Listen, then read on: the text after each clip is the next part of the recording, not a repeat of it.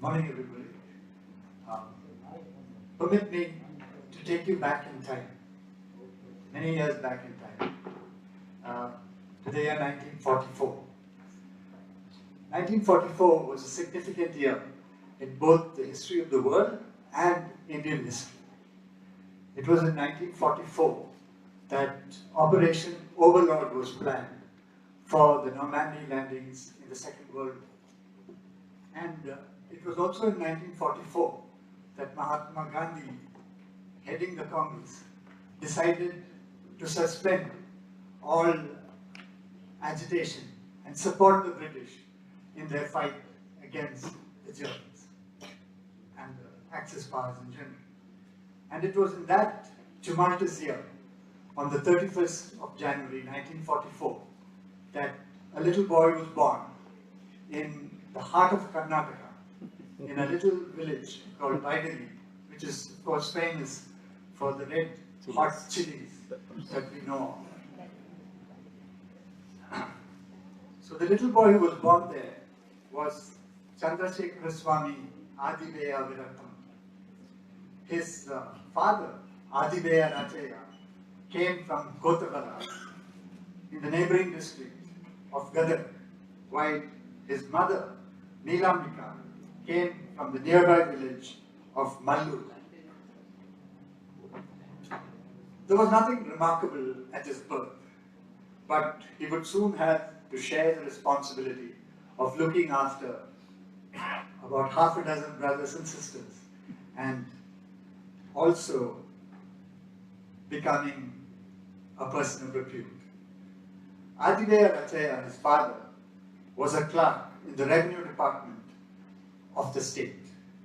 He would rise to become a Sirastadar and then retire as a deputy Tahsildar from the department. Life in the department was one of frequent transfers. Viraktamath and his brothers and sisters would therefore find themselves being shifted from school to school, wherever their father was posted. He completed his schooling and finally joined the prestigious P.C. Jadin College of Science in Hubli, ranked among the best science colleges of the state. From there, he went to the College of Agriculture at Dharwad to do his pre-professional course and then his BSc in Agriculture. As at school, he continued to excel in academics at college too, winning the ASPE Gold Medal for the highest marks in plant pathology. He and a group of his fellow students then sought admission at the University of Agricultural Sciences, Bangalore, which had just begun a postgraduate program under the trimester system. They decided that they would not compete against each other so that all of them could gain admission at this university, at this college. In this endeavor, he decided to apply for entomology instead of plant pathology. As a friend of his, with a lower score, was keen on that course. Both were selected in the courses of their choice, and Viraktamath was now on the way to becoming an entomologist. Karnataka was then in the grip of a severe drought. Crops were adversely affected, and so was ragi, which is considered a very hardy crop. It was affected by two diseases, streak and mosaic. Though leafhoppers were implicated in the transmission of these diseases, no one could definitely identify them in our country. Not even H.M. Harris, a Hennepteran taxonomist who specialized on Navigae and offered courses on insect systematics as a Ford Foundation consultant at the University of Agricultural Sciences here in Bangalore. Taxonomic expertise from the UK and USA had to be sought. This convinced Harris of the necessity for building indigenous taxonomic expertise in leafhoppers. He and J.H. Lilly, another Ford Foundation consultant who taught insect physiology at UAS in those days, identified the hard-working Viraktamath as a potential candidate. By the time he finished his NSc, Harris had kindled Viraktamath's interest in leafhopper taxonomy and began assisting him in their identification. When Viraktamath got a job in the College of Agriculture, Dharwad, after his MSc, he would collect and draw leafhoppers, which were sent to Harris in Bangalore for identification. Meanwhile, Harris made checklists and devised keys for Indian leafhoppers and sent them to Dharwad, where Viraktamath used them. Both Harris and Lilly, convinced that Viraktamath was taxonomist material, persuaded the university authorities to send him under the provisions of the Ford Foundation program to pursue the study of insect taxonomy at a US university. Against great odds, they ensured that no one else was sent under the program till Viraktamath completed his period of probation as an employee of the university, as only then would he be eligible for study leave. Harris suggested that Viraktamath study under one of the two leafhopper taxonomists of repute in the world, Paul W. Oman at Oregon State University at Corvallis, or David Young of North Carolina State University. Having got admission at both places, Viraktamath opted for OSU under Paul Oman on Harris's advice. At Oman's laboratory in OSU, he had to devote all the available time to examining the large number of old world agaline leafhoppers, the group assigned to him for his PhD thesis, as well as all the specimens arriving from museums and from Oman's fellow entomologists from all over the world. His day began early and went into the wee hours of the night as he peered endlessly into the microscope to dissect and draw the intricate structures that serve to distinguish one species of leafhopper from another. Most nights he'd be the last to leave the laboratory. Working at this frenetic, febrile pace, he not only studied the specimens, especially the types borrowed from different museums, but also found the time to travel to the California Academy of Sciences and study the unsorted leafhopper material from the old world that were present there, so that he could use them for his studies. After this short stint of a year and a half at OSU, Viraktamath returned a fledgling taxonomist to the College of Agriculture, Dharwad. Now began the trying task of locating for study the types of agaline leafhoppers of the Indian subcontinent deposited in different museums while simultaneously making fresh collections from all over India. These studies had to go hand in hand with the courses that he had to offer at the college. A few years after his return from the US, he got married to Lalita at Dharwad on the 27th of May 1973. Persistent requests from him soon led to his transfer to US Bangalore. By then, he had been promoted as an assistant professor. It was in Bangalore that he began his research work in earnest. This had to be done in addition to teaching, which was a taxing schedule. To begin with, he had to make his own collection, as leafhopper collections in Indian museums and colleges were modest or non-existent. Since his thesis was to include the entire Old World agaline, he had to source specimens of these leafhoppers from different museums and make collections, especially from the type localities from across the country. Lalita, his wife, was not in the least resentful of his frequent absences from home in pursuit of leafhoppers. On the other hand, she cheerfully assisted him in processing specimens from the substantial catches from these expeditions. Till Sridevi, their first daughter, was born in 1976, they would walk each evening from home to the laboratory, and she would assist him in the tedious task of sorting, mounting, and pinning leafhoppers late into the night. And when Smita, their second daughter, was born a few years later, in 1983, she could find no time at all for entomological work. He submitted his thesis in March 1982, titled A Generic Revision of the Old World Agaline, Homoptera psychedelicum. Recognition from fellow taxonomists came fairly early to him when he was invited to present a paper and chair the last session of the first international workshop on leafhoppers of economic importance, held in October 1982 under the auspices of the Commonwealth Institute of Entomology, London. His paper titled, Genera to be Revised on a Priority Basis, the Need for Keys and Illustrations of Economic Species of Leafhoppers and Preservation of Voucher Specimens in Recognized Institutions, raised issues of serious taxonomic concern, particularly in the developing world. Subsequent studies on the taxonomy of leafhoppers and history, Washington, D.C. Some of these visits were at his own expense, as official sources of funding for taxonomic study are hard to come by. The 112 papers on psychedelity so far published by him, some in association with national and international associates, include 44 revisionary studies and 11 reviews of various taxa, in addition to describing a new tribe and many new genera and species. These also include a few papers on the biology and host plants of psychedelics, as well as their role as vectors of plant pathogens. In all, 56 new genera and 424 new species have been described by him and his collaborators. His publications include 208 research papers and 6 edited books.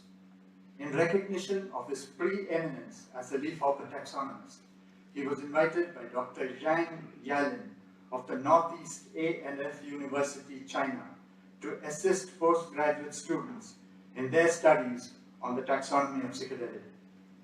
All 4 of these visits were funded by that university. He had taught entomology for a few years at the undergraduate level at the College of Agriculture, Dharwad. It was at Bangalore, however, that he came into his own as a teacher. Here he began by teaching the introductory entomology course to undergraduates in July 1974. While he continued to offer a few courses in entomology to the undergraduates till 1995, he was soon entrusted the task of teaching postgraduate students. During the course of the next 30 years, he would offer a range of much sought after courses to those pursuing their MSc and PhD programs. The most sought after, however, were the courses in insect systematics. It was under him that the chaotic collection of insects at the Department of Entomology developed into a well-curated modern museum. The collection was so dear to him that he refused to move on transfer to Dharwad unless he was allowed to take the collection along with him. This collection includes type specimens of all insects described by those working in the department. He didn't have to wait too long after coming to Bangalore to be made a major advisor entrusted with guiding postgraduate students. 43 students submitted their theses under his guidance. 27 of these were on the taxonomy of different insect taxa, 7 of which were on leafhoppers. Over half the remaining theses submitted under his guidance were on the bioecology and management of insect pests of crops, while others were in the areas of pollination biology, insecticide toxicology, studies on light traps, biological control, and forensic entomology. He did not shy away from making his students take up taxonomic studies on taxa other than leafhoppers. Some of his students who have gone down these alternative paths have blossomed to become taxonomists of note in taxa as diverse as Orthoptera, Formicidae, Arctidae, Chrysomelidae, Carabidae, Scarabidae, Cerambicidae, Coccinellidae, Tephrididae, Delphasidae, Pentatomidae, Miridae, Aphididae, Pseudococcidae, and Apidae. In addition to 3 projects on insect taxonomy, he handled 6 others with collaborators on various aspects of economic entomology. The pest management strategy for gherkins that he developed under one of these projects is in vogue to this day. The results of the project on the pest status of the Mexican bean beetle, Zygogramma bicolorata, introduced for the biological control of Parthenium hysterophorus, helped stave off a major setback to the weed biocontrol program in this country, as the opinion in the higher reaches of the agricultural establishment dangerously veered towards a blanket ban on the import of all weed biocontrol agents. The network project on insect biosystematics, which he handled with Elan at one of the Bangalore centers, enabled the growth of the departmental museum to become one of the finest in the country. Though afflicted since 2014 with an ailment of the eyes, he continues to work unfazed. Anyone stepping into his laboratory today is likely to find him with a hand lens clenched tightly in his right fist, poring intently over a manuscript or scrutinizing a leaf hopper from his collection. In spite of this impediment, however, there has been no letup in the pace of his work. In the 4 years since the diagnosis of this ailment, he has published 17 papers on the taxonomy of leaf hoppers, with at least 4 of them being 30 pages or more in length. His work has significantly contributed to our knowledge of Oriental leaf hoppers, validating the prophetic words of Paul Oman, his guide in the US, that find mention in a letter to another leaf hopper specialist in 1973. This is what he had to say in that letter. This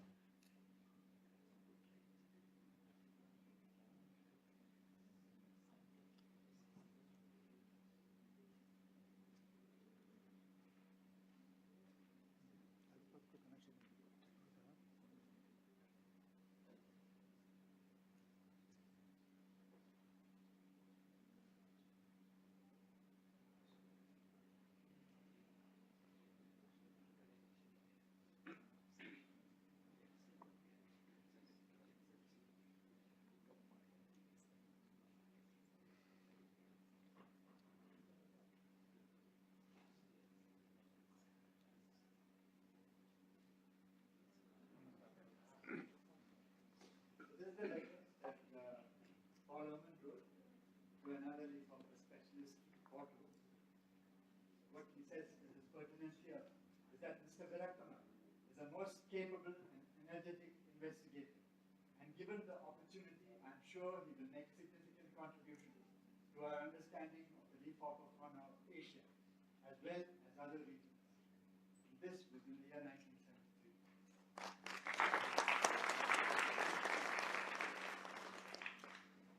We wish Professor Viraktamath a long and productive future.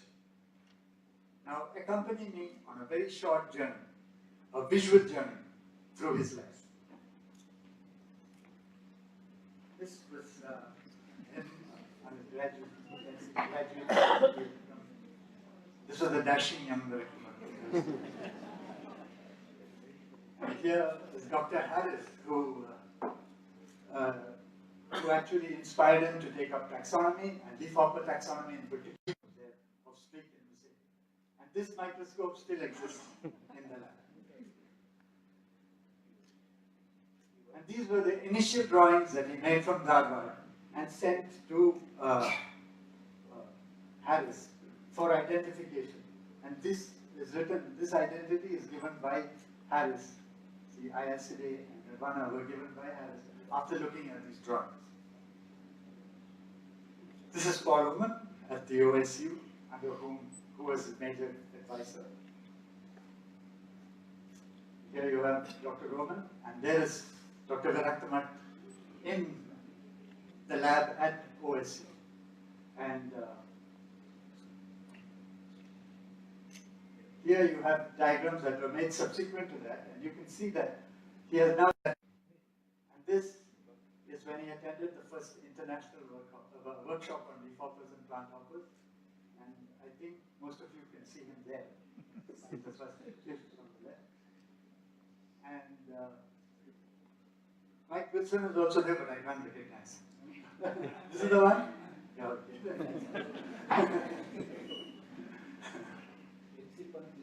Okay.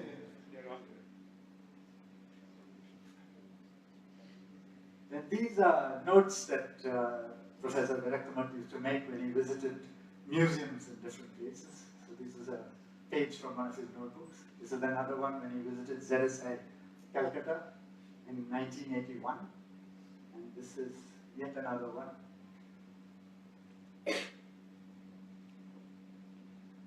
So this is a photograph when he made his last visit in September 2014, his last collection trip in September 2014 to the Mishmi Hills.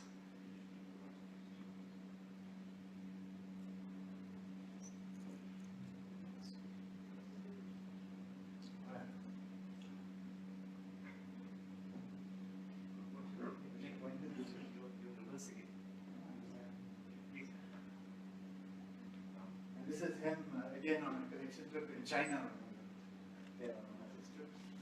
And here he is in a study at home.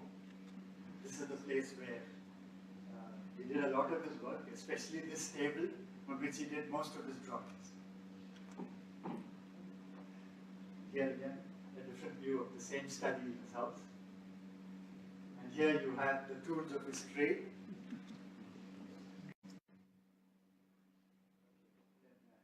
Here again you have another view of the same table with all his pens, and this is his earliest scale that he used. And here you see the lens that he uses to read and examine specimens out. Here you see him doing just that. And this is in the lab in the university. This too is in the lab in the university. And you can see Harris over here. This is in the museum.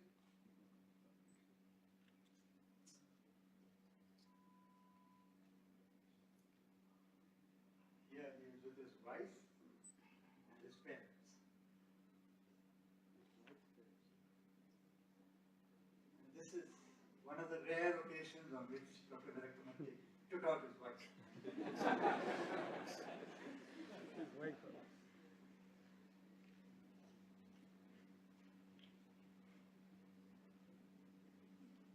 Here you have him, his wife, and his two daughters.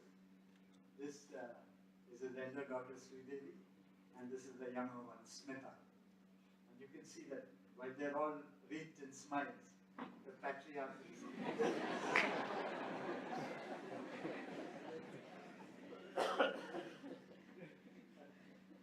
here again, his family. One of his daughters is not here, the youngest daughter, and this is his granddaughter, whom he adores a lot.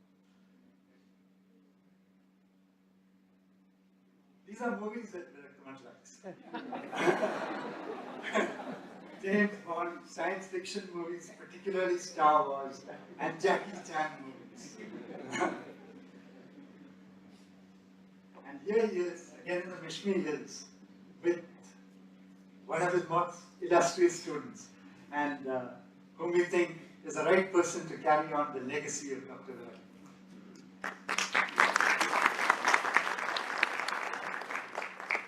Just an interesting myrmecomorphic hopper. It's called Formiskara. And Dr. Viraktamath and a Russian, Nezdilov, a Russian entomologist, published the paper together. It's called Formiskara indicus, and it mimics an ant. It's a very rare instance of a hopper mimicking an ant. And for a long time when it was published, it was considered an endemic genus, endemic to South India. Till this month, that is January 2019, when Nesdelov published another species called Formiscara atlas from Ethiopia. So now it has an Indo-African distribution. And this is an interesting leafhopper called Gunhilda noctua, which was collected sometime in the early 1900s, maybe in 1910 or 1920, the date is not given here. It's called Gunhilda noctua. It was collected from the Nilgiris by a physician who also collected hemiptera from the Nilgiri hills. It was collected. T.B. Campbell is the collector. He collected an immense number of hemipterans. Up to 15,000 specimens were collected by him from various parts of South India, and over 240 of them are considered types. Distant used a lot of this material to describe leafhoppers and hemipterans. Dr. Viraktamath has been in search of this leafhopper, but has eluded him so far. And it is known only from one female that is present in the British Museum, and the Natural History Museum London. And they are in search of a male to validate its existence as a species. It's a brachypterous species found in grass, but they have not been able to find it so far from anywhere, in spite of repeated searches, both by Dr. Viraktamath and his students. So that's his life.